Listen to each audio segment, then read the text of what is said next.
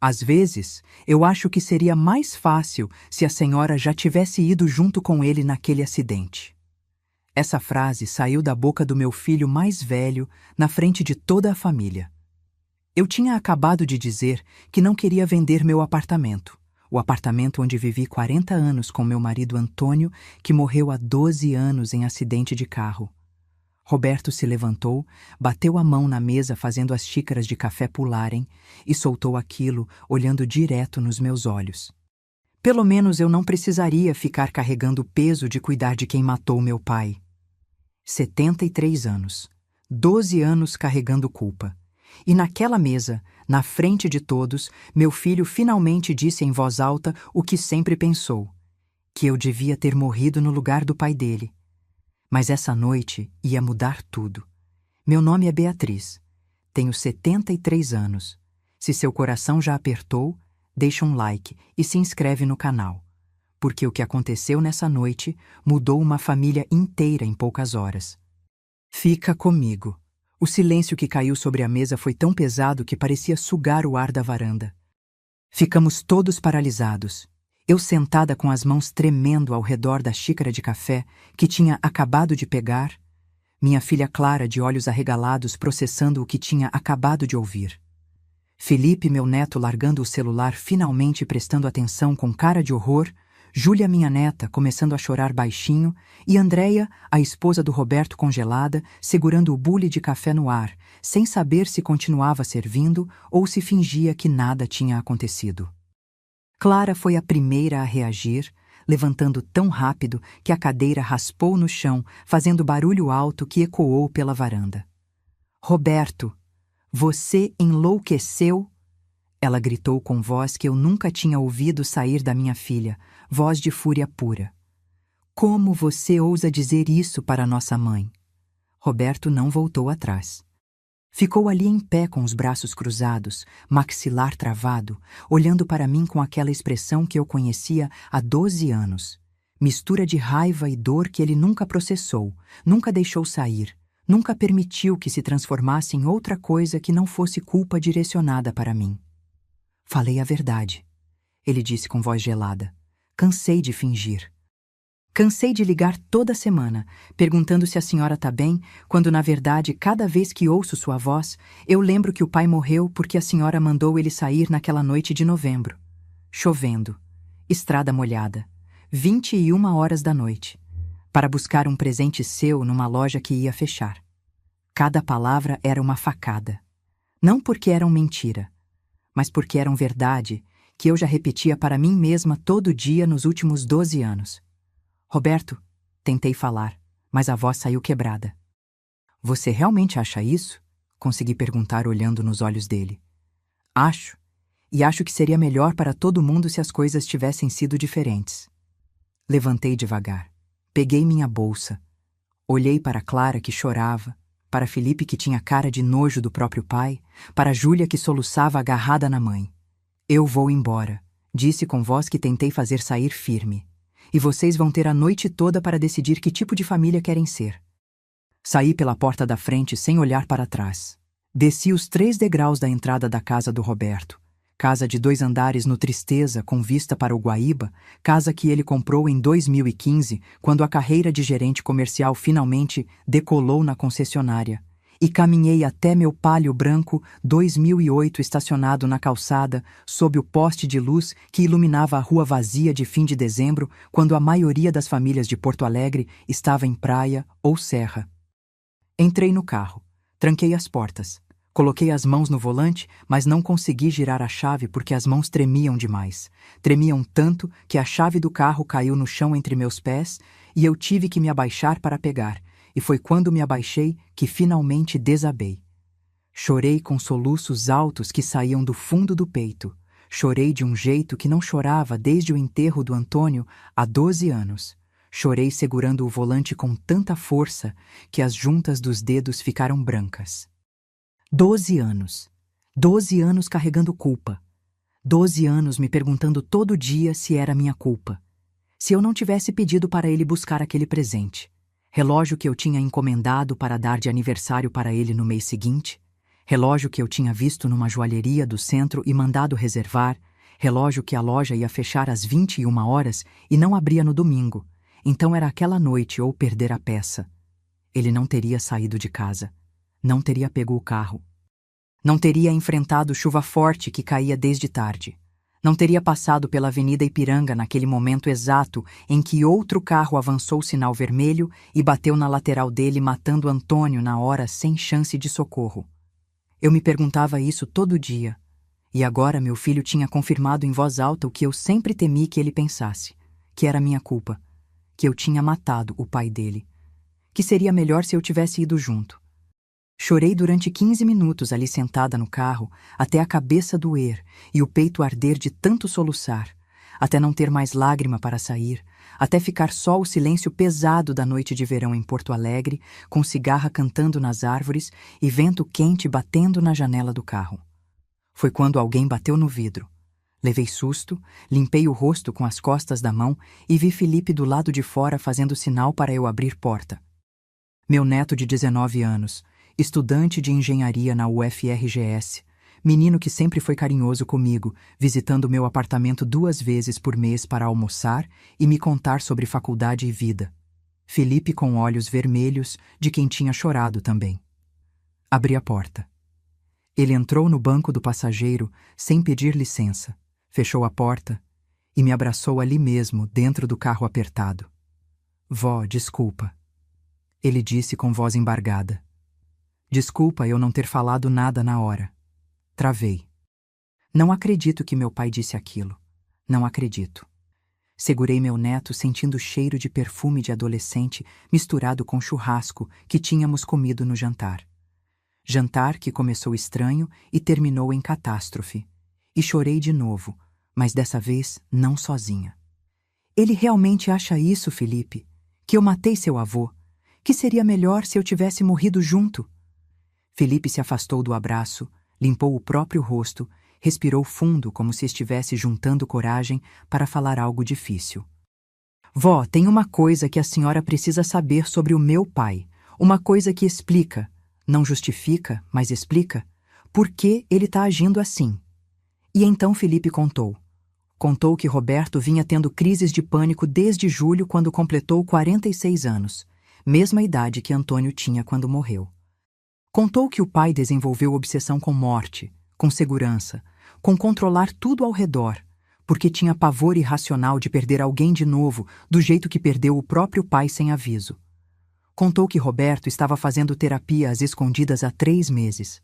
Felipe descobriu por acidente quando viu o recibo de psicóloga na gaveta do escritório do pai.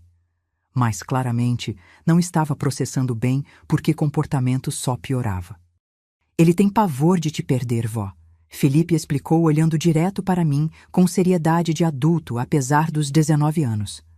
Só que sai errado. Sai como raiva, como controle, como culpa. Essa história de vender seu apartamento não é sobre dinheiro. É sobre ele querer te colocar perto dele, em lugar que ele acha seguro, porque tem terror de você morrer sozinha naquele apartamento antigo, sem ninguém por perto. Olhei para meu neto processando informação que mudava completamente o contexto de tudo que tinha acabado de acontecer. Ele tem medo de eu morrer? Tem. Pavor. Mas não sabe demonstrar medo, então demonstra raiva. Fiquei em silêncio digerindo aquilo enquanto Felipe mexia nervoso nas mãos, esperando minha reação. Roberto não queria minha morte. Roberto tinha pavor da minha morte. A raiva toda, a culpa que ele jogava em mim há 12 anos, era na verdade medo disfarçado de acusação, porque ele não sabia processar luto e não sabia lidar com possibilidade de me perder também. Mas isso não justifica o que ele disse. Falei finalmente. Não justifica ele desejar que eu tivesse morrido.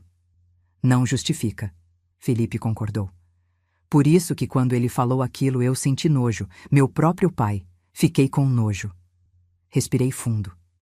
Olhei para a casa onde luzes da sala estavam acesas e dava para ver sombras de pessoas se movendo lá dentro.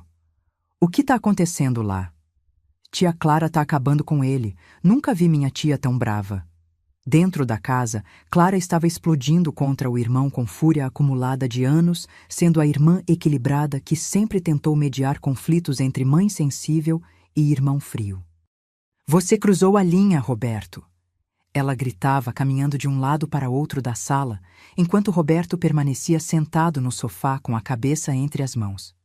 Você disse para nossa mãe que preferia que ela tivesse morrido. Como você consegue dizer uma coisa dessas? Clara, para... Não vou parar! Clara cortou antes que ele terminasse a frase. 12 anos, Roberto. 12 anos você culpou nossa mãe. 12 anos você tratou ela como se fosse a assassina do nosso pai quando foi um acidente. Um acidente que ninguém tinha como prever. E agora você tem coragem de dizer na cara dela que seria melhor se ela tivesse morrido junto? Júlia estava sentada na poltrona, abraçando os próprios joelhos, ainda chorando baixinho, olhando para o tio com expressão de decepção absoluta. Andréia tinha ficado na cozinha lavando louça do jantar. Fuga conveniente para não ter que tomar partido, para não ter que admitir que o marido tinha ultrapassado todos os limites possíveis do aceitável. Você não entende, Roberto tentou de novo. Eu entendo perfeitamente. Clara não deixava ele falar. Eu entendo que você nunca processou a morte do papai, que você acha mais fácil culpar alguém do que aceitar que acidentes acontecem, que você transformou nossa mãe em bode expiatório para não ter que lidar com a própria dor. Eu entendo tudo isso, Roberto, mas entender não é desculpar. E o que você fez hoje? Isso não tem desculpa. Júlia finalmente falou, voz baixa mas firme. Tio Roberto, vovó Beatriz é a pessoa mais gentil que eu conheço. Ela não merece isso. Ninguém merece isso. Roberto olhou para a sobrinha, menina de 17 anos que sempre o admirou, que sempre achou o tio bem-sucedido um exemplo, e viu nos olhos dela algo que o destruiu. Decepção. Pura decepção. Júlia. Não, tio. Não tem explicação que justifique. O senhor disse que queria que minha avó tivesse morrido. Na frente dela. Na frente de todo mundo. E eu nunca vou esquecer isso. Nunca. Clara sentou no braço da poltrona onde Júlia estava, passou o braço pelos ombros da filha e olhou para o irmão com expressão que misturava raiva e algo mais. Algo que parecia pena, compaixão por homem que carregava tanta dor que transbordava como veneno, contaminando todo mundo ao redor. Roberto, o papai não ia querer isso.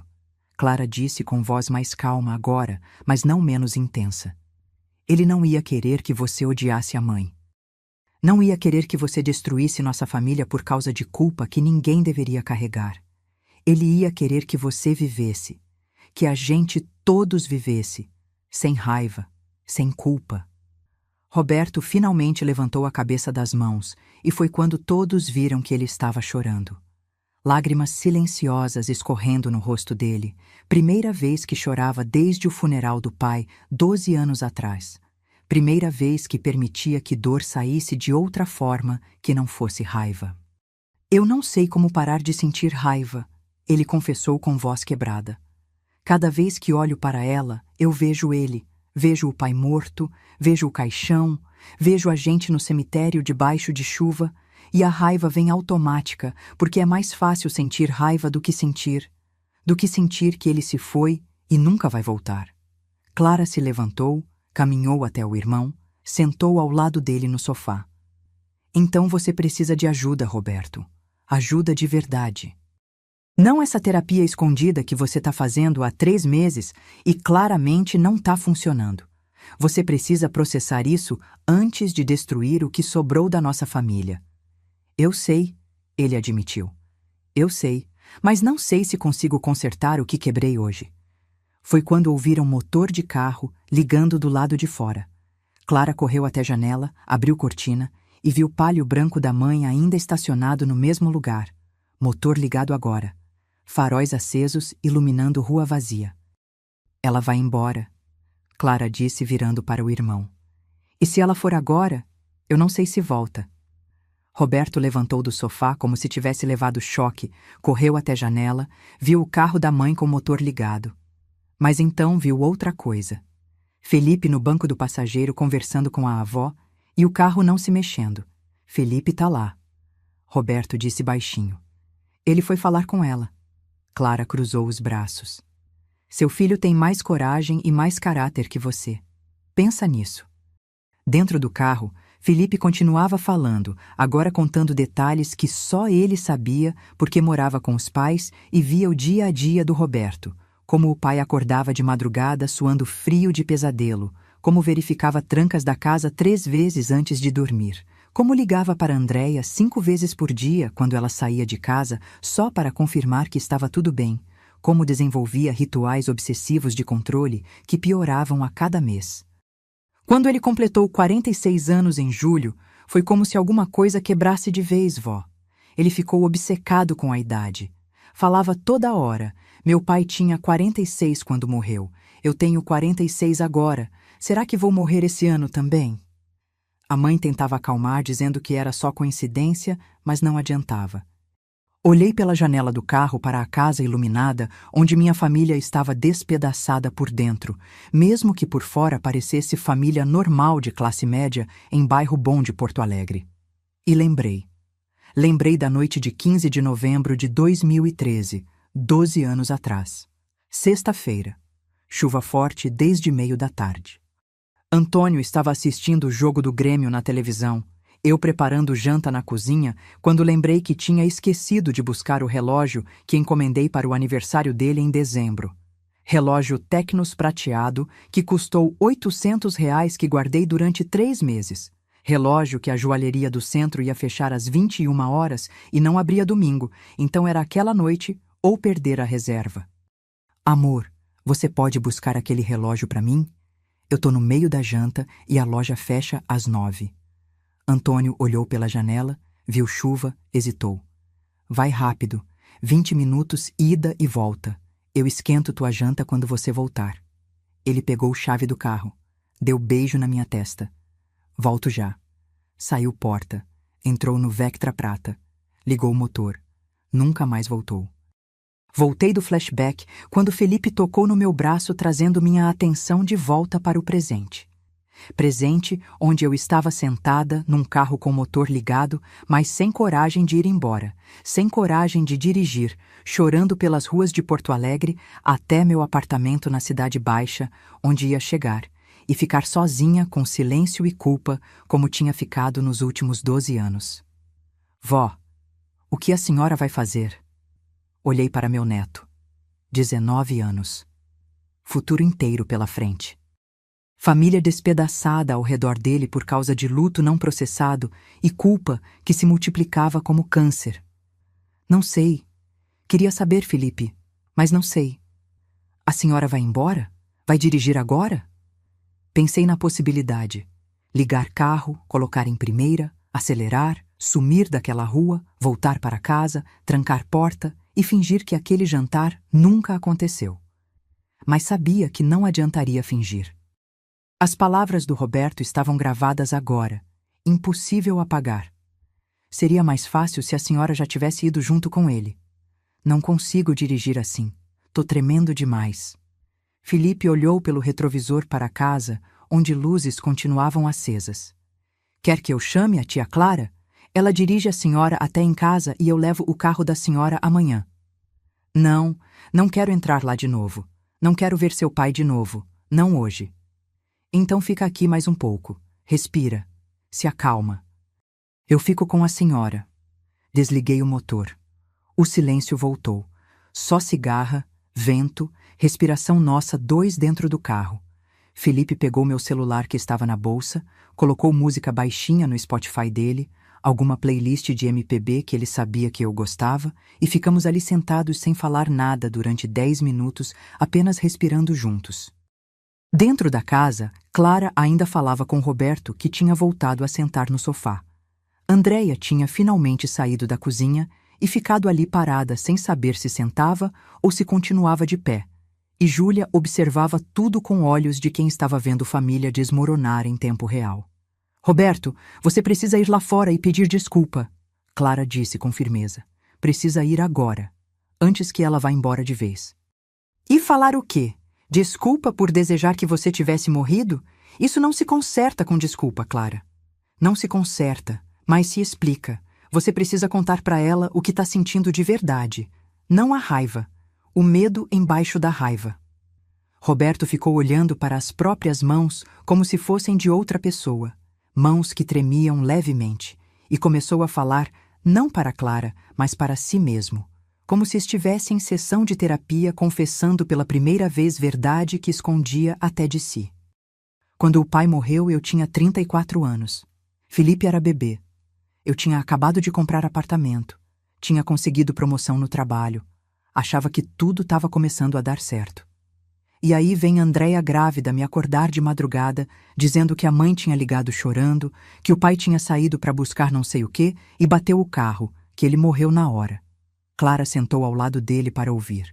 Fui para o hospital, vi corpo dele, 46 anos, saudável, forte. Dirigindo há 30 anos, sem nunca ter batido o carro antes. E morreu por quê? Por causa de chuva? Por causa de outro motorista bêbado? Não fazia sentido, não faz sentido até hoje. E quando não faz sentido, a gente procura culpado, porque culpado dá lógica, dá razão, dá algo para segurar. Ele limpou lágrimas que continuavam caindo. Culpei a mãe porque ela pediu para ele ir. Simples assim. Se ela não pedisse, ele não ia. Se ele não ia, não batia. Lógica perfeita. Culpa definida. E nos últimos 12 anos, eu carreguei essa culpa como verdade absoluta, porque era mais fácil que aceitar que às vezes pessoas morrem sem razão, sem culpado, sem explicação. E agora? Clara perguntou gentil. Agora eu tenho 46 anos, mesma idade que ele. E desde julho, quando fiz aniversário, eu não consigo parar de pensar: vou morrer esse ano também? Vou morrer de repente sem aviso? Vou deixar Felipe órfão igual eu fiquei? A voz dele quebrou. Tenho pesadelo toda a noite. Acordo suando, verifico tudo 3 vezes. Ligo para Andréia o tempo todo, e quando penso na mãe morando sozinha naquele apartamento antigo na Cidade Baixa, eu tenho pavor, Clara. Pavor dela morrer sozinha e ninguém encontrar. Pavor de perder ela também. Por isso quer vender apartamento dela? Por isso. Não é sobre dinheiro. É sobre controle. Se ela tá perto, se ela tá em lugar seguro, eu posso proteger. Mas saiu tudo errado. Falei aquelas coisas horríveis porque não sei demonstrar medo. Só sei demonstrar raiva. Então você precisa contar isso para ela. Precisa ser honesto. Roberto olhou para a porta da frente. E se for tarde demais? Foi quando Felipe entrou de volta pela porta da frente, sozinho, e todos olharam para ele esperando explicação. Ela tá no carro ainda, não foi embora, mas tá mal, muito mal. Roberto levantou do sofá imediatamente. Eu vou lá. Pai. Felipe segurou o braço dele. Antes de ir, o senhor precisa saber que eu contei para ela. Sobre suas crises, sobre seus medos, sobre terapia, sobre tudo. Roberto ficou pálido. Você contou? Contei. Porque ela precisava entender que aquilo que o senhor disse não era verdade. Que o senhor não quer que ela morra. Que o senhor tem pavor de perder ela. Roberto respirou fundo tentando processar. E o que ela disse? Ela não disse nada. Ficou em silêncio. Mas acho que ela precisa ouvir do senhor. Não de mim. Do senhor. Roberto olhou para Clara, que acenou encorajando, para Júlia, que limpava lágrimas, para Andréia, que finalmente falou pela primeira vez desde o desastre. Vai, fala a verdade para sua mãe, antes que seja tarde demais. Roberto caminhou até a porta. Parou com a mão na maçaneta, respirou fundo e saiu. Se você chegou até aqui, é porque sabe o que é carregar culpa que não é sua. Sabe o que é ser acusada por dor que não causou. Deixa um like para que mais pessoas vejam que às vezes raiva esconde medo. Se inscreve para lembrar que família pode se curar. Clica em hypar. Isso ajuda essa mensagem chegar longe. Me conta, você já foi culpada por algo que não controlava? Escreve aí, porque agora vem o momento mais difícil dessa noite. Roberto desceu os 3 degraus da frente de casa e caminhou devagar até o palio branco, onde Beatriz continuava sentada no banco do motorista com janela fechada, mãos no colo, olhando para a frente sem expressão, como se estivesse em transe, processando tudo o que tinha acontecido nos últimos 40 minutos. desde jantar normal, até filho desejando morte dela, até neto, explicando que, na verdade, não era desejo de morte, mas pavor de perda. Ele bateu de leve no vidro da janela. Ela se assustou, olhou para ele e, por 3 segundos que pareceram eternos, eles apenas se encararam através do vidro. Mãe de 73 anos com olhos vermelhos inchados de tanto chorar, filho de 46 anos com lágrimas ainda molhando o rosto. Beatriz hesitou. Mão foi até botão da janela elétrica, parou no meio do caminho, voltou para o colo. Não queria abrir. Não queria ouvir mais. Não queria arriscar ouvir outra frase que destruísse ainda mais o pouco que restava de dignidade dela. Mas então, Roberto fez algo que não fazia desde criança. Sentou no chão. Ali mesmo na calçada ao lado do carro, sentou com as costas apoiadas na porta do motorista, pernas esticadas na frente, e ficou ali olhando para a rua vazia, iluminada por postes de luz amarelada. Beatriz olhou pelo espelho retrovisor e viu o filho sentado no chão. Não entendeu. Mas alguma coisa naquele gesto, vulnerabilidade de homem de 46 anos sentar no chão da rua como criança castigada, fez ela abrir porta. Roberto, levanta, o chão tá sujo. Não vou levantar até você me ouvir. Ele disse sem olhar para trás, voz cansada. E se você quiser ir embora, vai ter que passar por cima de mim. Beatriz desceu do carro, fechou porta. Ficou ali em pé ao lado do filho, sentado no chão, sem saber o que fazer. Se ficava em pé, se sentava junto, se entrava no carro de novo e realmente passava por cima dele dirigindo. Fala então, disse finalmente. Mas se for para me machucar de novo, é melhor ficar calado. Roberto respirou fundo e começou a falar olhando para estrelas que começavam a aparecer no céu de Porto Alegre com poluição luminosa. Felipe te contou sobre minhas crises, sobre meus medos, sobre terapia que faço escondido há 3 meses. Contou. Então você sabe que eu não quero que você morra. Eu tenho pavor disso. Pavor que me acorda de madrugada suando. Pavor que me faz verificar se você tá bem 5 vezes por semana, ligando e inventando desculpa. Pavor que me fez querer te botar em apartamento perto de mim, onde eu pudesse controlar, proteger. Mas você disse, eu sei o que eu disse. Ele cortou, voz quebrando. E foi a pior coisa que já falei na vida. Foi cruel. Foi imperdoável. E eu vou carregar isso pro resto da minha vida. Silêncio. Por que você disse então? Roberto finalmente virou o rosto para olhar para a mãe, que continuava em pé ao lado dele. Porque durante 12 anos eu construí narrativa na minha cabeça de que você matou meu pai. Transformei acidente em assassinato. Transformei você em culpada. Porque era mais fácil ter alguém para culpar do que aceitar que o mundo é aleatório, que coisas ruins acontecem sem razão, que pessoas morrem sem aviso. Beatriz sentiu pernas fraquejarem e sentou na calçada também, ali mesmo ao lado do filho, os dois sentados no chão, como se fossem 2 crianças perdidas. E você realmente achava que era minha culpa? Achava. Ou melhor, me convenci disso porque precisava de lógica. Se você pediu, ele foi. Se não pedisse, não ia. Se não fosse, não morria. Lógica perfeita. Culpa estabelecida. Ele limpou o rosto com as costas da mão. Mas no fundo, mãe, no fundo eu sempre soube que não era sua culpa. Sempre soube que foi acidente. Mas admitir isso significava admitir que eu perdi meu pai sem razão nenhuma. E isso era insuportável. Beatriz olhou para as próprias mãos tremendo no colo. Eu me culpo todo dia. Todo dia eu penso, e se eu não tivesse pedido?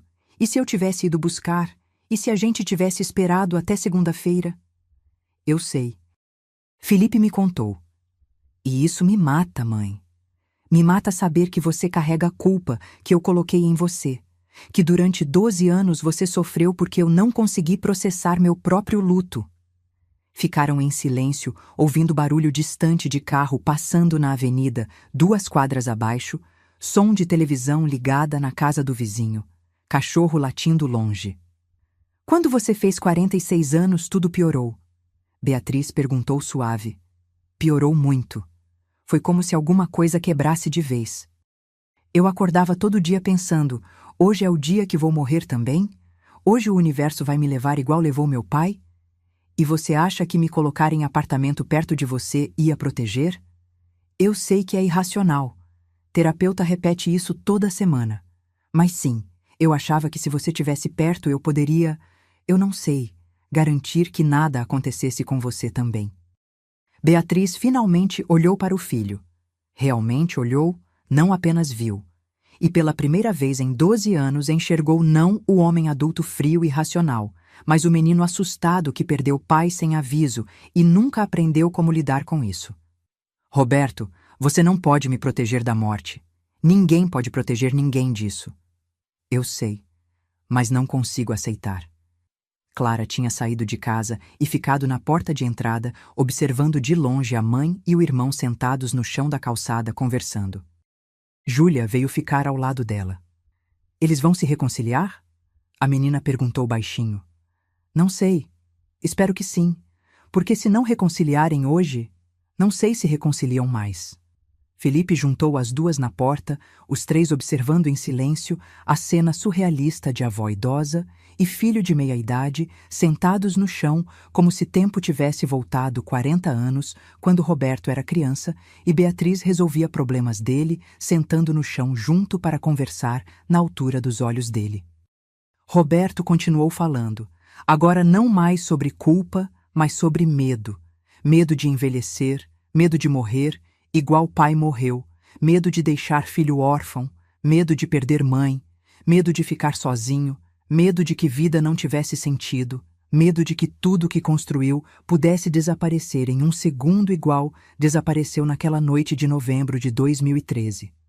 Terapeuta disse que eu tô tendo crise existencial atrasada. Que quando o pai morreu eu não processei porque tinha bebê recém-nascido, trabalho novo, vida para tocar. Então guardei dor numa caixa e fingi que não existia, e agora que fiz idade dele a caixa explodiu e toda a dor saiu de uma vez. E a raiva contra mim? Era a válvula de escape, jeito de não olhar para a própria dor, jeito de não admitir que eu tô com medo. Beatriz estendeu mão, tocou no rosto do filho limpando lágrima que escorria. Você parece tanto com ele quando chora. Roberto segurou mão da mãe contra o próprio rosto. Desculpa, mãe. Pelo que eu disse, por tudo que eu fiz nos últimos 12 anos, por cada vez que te tratei mal, por cada vez que te culpei, por não ter processado isso direito e ter colocado minha dor em você. E você realmente não quer que eu tenha morrido com ele? Não, eu tenho pavor de te perder. Tanto pavor que saiu ao contrário. Saiu como raiva porque eu não sei lidar com medo. Beatriz respirou fundo, sentindo algo afrouxar no peito. Nó que carregava há 12 anos começando finalmente a se desfazer. Então a gente precisa aprender. Os dois. Eu preciso parar de carregar culpa que não é minha. E você precisa parar de transformar medo em raiva. Como? Juntos. A gente aprende juntos. Ficaram sentados no chão durante mais alguns minutos, em silêncio que não era mais pesado, mas contemplativo. Silêncio de duas pessoas que acabaram de atravessar rio de dor juntas. E agora descansavam na outra margem, tentando recuperar fôlego. Foi Clara quem finalmente desceu os degraus e caminhou até os dois, Júlia e Felipe vindo atrás, Andréia saindo por último, ficando na porta, sem saber se devia se aproximar ou dar espaço. Vocês vão ficar aí sentados no chão a noite inteira? Clara perguntou com tom que tentava ser leve, mas voz ainda embargada de tanto chorar. Beatriz olhou para cima, vendo filha mais nova parada ali com os braços cruzados, expressão preocupada, mas esperançosa. Tua irmã tem razão. A gente deve estar ridículos aqui sentados no chão igual duas crianças, Beatriz disse para Roberto. Não tô conseguindo levantar ainda, ele admitiu. Pernas não respondem. Clara se abaixou, estendeu mão para a mãe, Felipe estendeu para pai, e os dois ajudaram Beatriz e Roberto a levantarem. Movimento que deveria ser simples, mas que carregava simbolismo de família, ajudando família a se reerguer depois de queda violenta. Beatriz ficou em pé, limpou poeira da calça, ajeitou blusa e olhou para a casa iluminada, onde jantar tinha começado horas atrás, com expectativa de decisão sobre apartamento e tinha explodido em confissões de desejos de morte e medos profundos. Eu não vou vender meu apartamento, ela disse olhando direto para Roberto. Não porque quero te desafiar, mas porque aquele apartamento é tudo que me resta dele, e eu não tô pronta para deixar ir. Roberto acenou concordando. Eu sei, e eu não devia ter pressionado. Desculpa. Mas, Beatriz continuou, eu aceito que você se preocupa. Aceito que você tem medo. E talvez a gente possa encontrar meio termo. Não vender, mas talvez eu aceitar um daqueles botões de emergência para idosos. Ou te dar chave reserva, ou ligar mais vezes, ou deixar você me visitar sem fingir que tudo tá bem quando não tá. Você deixaria? Ele perguntou surpreso. Deixaria, se você prometer parar de me culpar, parar de transformar preocupação em acusação e continuar terapia, de verdade, não escondido. Prometo. Voltaram todos para dentro da casa. Beatriz na frente com Clara ao lado, segurando o braço dela para dar apoio. Roberto logo atrás com Felipe e Júlia. Andréia fechando a porta e finalmente permitindo que tensão no corpo dela relaxasse um pouco. Sentaram na sala dessa vez, não mais na varanda. Beatriz na poltrona, Clara e Júlia no sofá menor, Roberto e Felipe no sofá maior, Andréia trazendo água para todo mundo porque ninguém tinha bebido nada desde o café do jantar, que parecia ter sido há uma vida atrás, apesar de ter sido apenas 2 horas. Eu preciso falar uma coisa para vocês todos. Beatriz começou com voz ainda trêmula, mas firme. Nos últimos 12 anos eu carreguei culpa. Culpa de ter pedido para ele sair naquela noite. Culpa de não ter ido eu mesma. Culpa de estar viva quando ele morreu. E pior, culpa de que vocês me culpassem. Olhou para Roberto. Toda vez que você me ligava com aquela voz fria perguntando se eu estava bem, eu sabia que não era preocupação genuína. Era obrigação. Era você cumprindo o papel de filho, mas sem amor. E isso me matava aos poucos. Me fazia sentir que era fardo, que seria melhor se eu realmente tivesse morrido junto.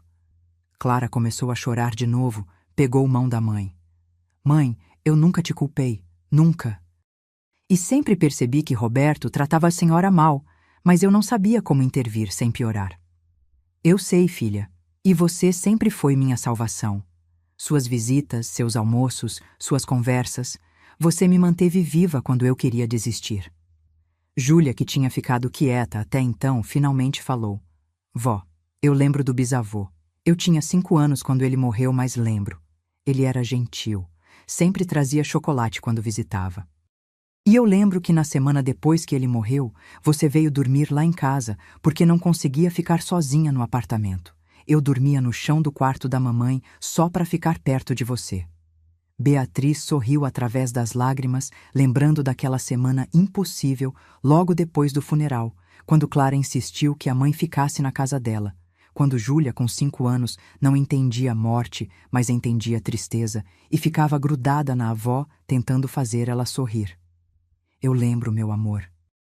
Você me salvou naquela semana. Roberto olhava para próprias mãos sem saber onde enfiar o rosto de vergonha. Vergonha de ter passado 12 anos culpando mãe enquanto irmã cuidava dela, enquanto sobrinha de 5 anos mostrava mais compaixão que ele adulto de 34. Mãe, eu não tenho desculpa, ele disse finalmente. Não tem palavra que justifique 12 anos de frieza. 12 anos de culpa injusta.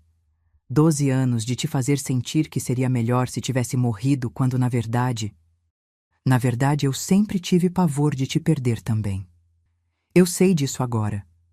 Mas você não devia ter descoberto assim. Não devia ter ouvido aquela frase horrível. E eu vou passar resto da vida pedindo desculpa por isso. Felipe interveio colocando mão no ombro do pai. Pai, a gente erra. Todos nós. Mas o importante é consertar. E vocês estão consertando agora. Andréia finalmente falou, voz baixa. Dona Beatriz, eu nunca soube o quanto Roberto carregava. Ele nunca me contou. Nunca processou comigo. Eu achava que ele só era distante com a senhora por diferença de personalidade. Se eu soubesse... Eu teria insistido em terapia há anos. Não é sua culpa, Andréia. Cada um lida com o luto do seu jeito. Roberto escolheu lidar sozinho. Escolheu carregar sozinho. E agora está aprendendo que não precisa. Clara levantou do sofá e foi até a estante onde Roberto mantinha porta-retratos com fotos de família. Casamento dele com Andréia, nascimento do Felipe, formaturas, viagens, aniversários. Pegou uma foto específica. Antônio sorrindo na churrasqueira, cerveja na mão, Roberto adolescente ao lado dele também sorrindo, claramente um domingo de churrasco em família. Lembram dessa foto? Clara mostrou para todos. Eu tirei. Tinha 14 anos. Papai tinha acabado de ensinar Roberto a fazer churrasco, e eles ficaram a tarde inteira na churrasqueira conversando, rindo, bebendo cerveja escondido da mãe. Roberto olhou para a foto sentindo nó na garganta. Eu lembro. Foi um mês antes dele morrer.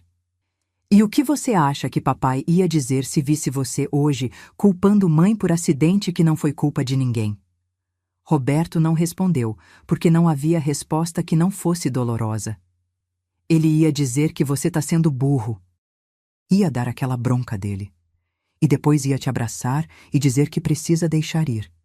Que precisa viver sem culpa. Clara voltou a colocar foto na estante. Papai não ia querer que mãe carregasse culpa. E não ia querer que você destruísse vida dele carregando raiva. Beatriz se levantou devagar. Foi até a estante também, pegou a mesma foto na mão. Seu pai era bom, era trabalhador, era presente. Mas também era teimoso igual você, Roberto. Quando decidia algo na cabeça dele, não mudava. E naquela noite, quando disse que ia buscar relógio, ele decidiu. Eu ofereci ir eu mesma. Ele disse que não, que eu estava no meio da janta, que ia rápido. Você ofereceu ir? Roberto perguntou surpreso. Eu não sabia disso. Ofereci, 2 vezes, mas ele insistiu. Disse que era besteira eu sair com chuva, que ele ia e voltava em 20 minutos. Lágrimas desceram de novo. E durante 12 anos eu me perguntei, por que não insisti mais? Por que deixei ele ir? Mas a verdade, Roberto, a verdade é que ele era adulto. Ele decidiu. E acidentes acontecem. Júlia, que tinha ficado quieta ouvindo tudo, finalmente perguntou. Vó, como a senhora conseguiu viver 12 anos com culpa e ainda ser gentil com todo mundo? Beatriz olhou para a neta. Porque a alternativa era morrer também. E seu avô não ia querer isso.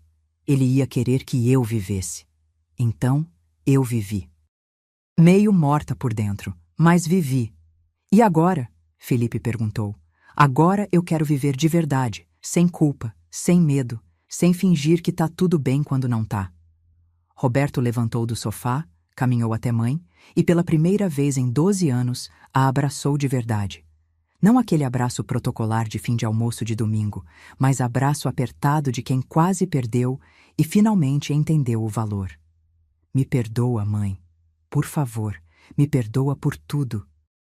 Beatriz segurou o filho sentindo o cheiro de perfume masculino misturado com churrasco e lágrimas, e permitiu que o corpo dela finalmente relaxasse. Tensão de 12 anos saindo em ondas, ombros descendo, respiração normalizando, coração desacelerando. Eu te perdoo, mas você precisa me prometer uma coisa. Qualquer coisa. Promete que vai processar luto direito, que vai continuar terapia, que vai parar de ter medo de virar seu pai e começar a viver sua própria vida. Prometo. Juro. Vou fazer tudo isso. Clara se juntou ao abraço, depois Júlia, depois Felipe, até Andréia também entrar no círculo, família toda abraçada no meio da sala chorando, finalmente permitindo que dor saísse, que luto acontecesse, que cura começasse. Quando se separaram depois de minutos abraçados, todos tinham olhos vermelhos, mas expressões mais leves, como se peso gigantesco tivesse sido retirado dos ombros de cada um. A gente nunca falou sobre aquela noite, não de verdade. Oh, Clara disse limpando o rosto. No funeral todo mundo ficou calado. Depois todo mundo fingiu que estava bem, e a dor ficou guardada apodrecendo por dentro. Eu não conseguia falar, Roberto admitiu. Cada vez que tentava, engasgava. Então parei de tentar. E eu fiquei com medo de forçar, Beatriz disse. Com medo de que se falássemos vocês desmoronassem. Então fingi que eu estava forte para que vocês pudessem se apoiar em mim. Mas a senhora não estava forte, Clara afirmou. A senhora estava destruída e fingiu porque achava que era o que tinha que fazer como mãe. Era o que eu achava sim. Júlia, que continuava sendo a voz da verdade adolescente, perguntou: E agora a gente vai fingir que essa conversa consertou 12 anos em uma noite? Todos ficaram em silêncio. Foi Beatriz quem respondeu: Não, a gente não vai fingir, porque não conserta em uma noite. Mas começa. Hoje começa. E a partir de hoje a gente vai ter que trabalhar todo dia para consertar o que quebrou. Como? Roberto perguntou genuinamente querendo saber. Terapia. Os três, eu, você e Clara. Juntos ou separados, mas todos processando. E conversas. Conversas de verdade, sem fingir, sem protocolo. E almoços de domingo, Felipe adicionou. Mas de verdade. Não aqueles almoços mecânicos. Almoços onde a gente ri, briga, chora, vive. E vó vem aqui visitar, Júlia disse. E a gente vai lá no apartamento dela, e ninguém fala de vender nada, só de estar junto. Roberto acenou concordando com tudo. E eu paro de ligar 5 vezes por semana, fingindo preocupação, e começo a ligar porque realmente quero saber como você tá. Eu aceito isso. Beatriz sorriu pela primeira vez desde que chegou naquela casa horas atrás. Mas você precisa aceitar que às vezes vou estar mal, e tudo bem estar mal. Aceito. Andréia pegou o celular, olhou o horário. 23h15. Jantar tinha começado às 8. Mais de 3 horas de montanha-russa emocional que tinha transformado família. Tem pavê de chocolate na geladeira, ela disse quebrando o peso do momento. A sobremesa que Dona Beatriz trouxe. Ninguém comeu ainda. Todos olharam para Andréia, depois para Beatriz, e começaram a rir. Riso nervoso de quem passou por inferno emocional e agora precisava de algo normal, algo cotidiano, algo que ancoasse de volta na realidade de que família era também sobre sobremesa de sábado à noite. Então vamos comer pavê, Beatriz disse levantando, porque chocolate cura tudo, ou pelo menos ajuda. Foram para a cozinha, todos juntos, ombro com ombro, pegando pratos, servindo pavê, sentando na mesa pequena que mal cabia 6 pessoas, mas cabia afeto, cabia perdão, cabia recomeço. Comeram pavê em silêncio inicialmente. Silêncio confortável dessa vez, apenas barulho de colheres batendo em pratos e suspiros ocasionais de quem reconhecia que chocolate feito por Beatriz continuava sendo o melhor chocolate do mundo. Vó, ensina a receita desse pavê para a mamãe? Júlia pediu. Ela tenta, mas nunca fica igual. Claro, marca um dia semana que vem e a gente faz junto. Eu posso ir também? Felipe perguntou. Quero aprender. Todos podem. Faz tarde de pavê. Bagunça a cozinha toda, mas todo mundo aprende. Roberto observava a mãe interagindo com netos, sentindo mistura de gratidão por não ter perdido ela e vergonha por quase ter perdido por teimosia e orgulho doente. Mãe, sobre seu aniversário em março, o que tem? Eu queria fazer algo. Não festa grande, mas algo. Família reunida, celebrar senhora, celebrar vida, celebrar que ainda temos você aqui. Beatriz olhou para filho, vendo esforço genuíno de consertar, de construir pontes, de mostrar amor que ele nunca soube demonstrar direito. Eu ia gostar disso. Clara aproveitou o momento. E esse ano a gente faz Natal juntos? Natal de verdade, sem tensão, sem protocolo, só família? Falta só 3 dias, Andréia lembrou. 28 hoje, Natal dia 31. Quer dizer, 1º de janeiro não, espera. 25 de dezembro. Felipe corrigiu rindo. Faltam ainda 11 meses. Todos riram do erro de Andréia, que tinha ficado tão tensa durante horas que perdeu noção de calendário. Então, Natal do ano que vem, Clara reformulou, na casa da mãe, porque faz tempo que a gente não faz Natal lá. 12 anos, Beatriz disse baixinho. Último Natal no apartamento foi 2013. Antônio montou árvore. A gente fez ceia. Ele morreu 1 mês antes do Natal seguinte. E nunca mais montei árvore. Silêncio pesado voltou por segundos. Então, ano que vem a gente monta a árvore juntos, Roberto disse. Eu, Clara, os netos, todo mundo. E fazemos Natal lá. E celebramos papai. E celebramos vida. Eu ia gostar muito disso. Terminaram pavê, lavaram louça juntos com Júlia lavando e Felipe secando enquanto faziam guerra de espuma. E por volta de meia-noite, Beatriz finalmente disse que precisava ir para casa. Você quer que eu te leve? Roberto ofereceu. Não, eu dirijo. Tô bem agora, mais tranquila. Então eu te acompanho até o carro. Desceram juntos até o palio branco estacionado, onde tudo tinha começado horas antes. Onde Beatriz tinha chorado sozinha, onde Felipe tinha explicado, onde Roberto tinha sentado no chão confessando medos. Mãe, obrigado. Por quê? Por não ter ido embora, por ter ficado, por ter me ouvido, por ter me perdoado quando eu não merecia. Você merece, Roberto. Sempre mereceu. Você só esqueceu disso durante algum tempo. Ele abraçou ela de novo, mais calmo dessa vez, sem desespero, apenas afeto genuíno. Eu te amo. Desculpa por ter demorado 12 anos para dizer isso de verdade. Eu também te amo. Sempre amei, mesmo quando você não amava você mesmo. Beatriz entrou no carro, ligou o motor, abaixou a janela. Semana que vem a gente marca almoço, de verdade, para conversar, para começar de novo. Eu vou estar lá, prometo. Ela deu ré devagar, acenou pela janela e dirigiu pela rua vazia de Porto Alegre na noite quente de fim de dezembro, voltando para apartamento na Cidade Baixa. Mesmo apartamento onde tinha vivido com Antônio, mesmo apartamento cheio de memórias. Mas agora, pela primeira vez, em 12 anos, voltando para lá sem culpa, sem peso, apenas com a esperança de que família podia se curar, mesmo depois de anos quebrada. 6 meses depois. Junho de 2026. Estava no apartamento na Cidade Baixa, mesmo apartamento que Roberto queria que eu vendesse, mesmo apartamento onde vivi 40 anos com Antônio, preparando almoço de domingo. Mas dessa vez não era almoço protocolar. Era almoço de verdade, com barulho, com riso, com vida.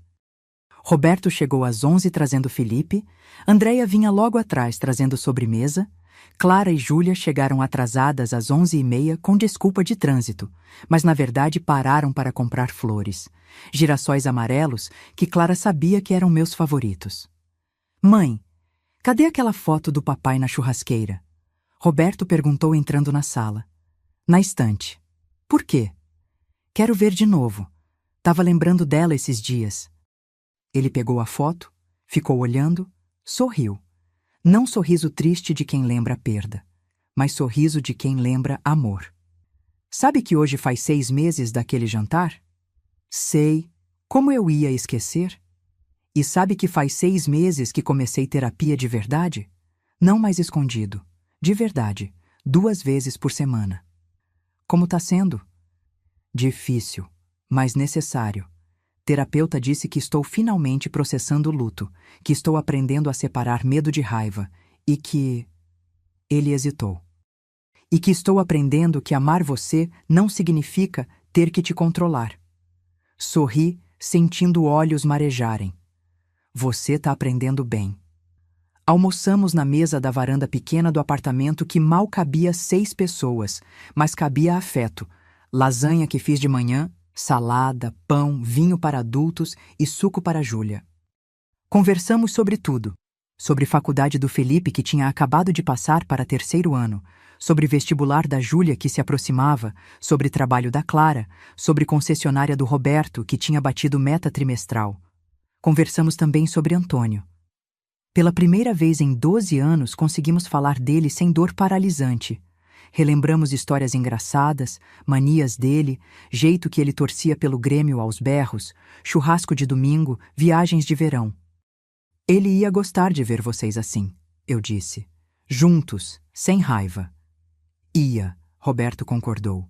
Ia dar aquela bronca em mim por ter demorado tanto para aprender. Rimos. E era riso verdadeiro. Riso de família que sobreviveu à tempestade e agora podia finalmente respirar. 73 anos de vida me ensinaram que luto não tem prazo, que família pode quebrar, mas também pode se reconstruir, que perdão não significa esquecer, mas significa liberar. Me ensinaram que às vezes raiva esconde medo, que controle disfarça amor mal expressado, que filhos podem errar feio, mas ainda merecem chance de consertar. E me ensinaram a coisa mais importante de todas, que nunca é tarde para curar, que 12 anos de dor podem começar a se transformar em uma noite, e que família, quando decide lutar por si mesma, pode sobreviver a qualquer coisa, até mesmo a morte.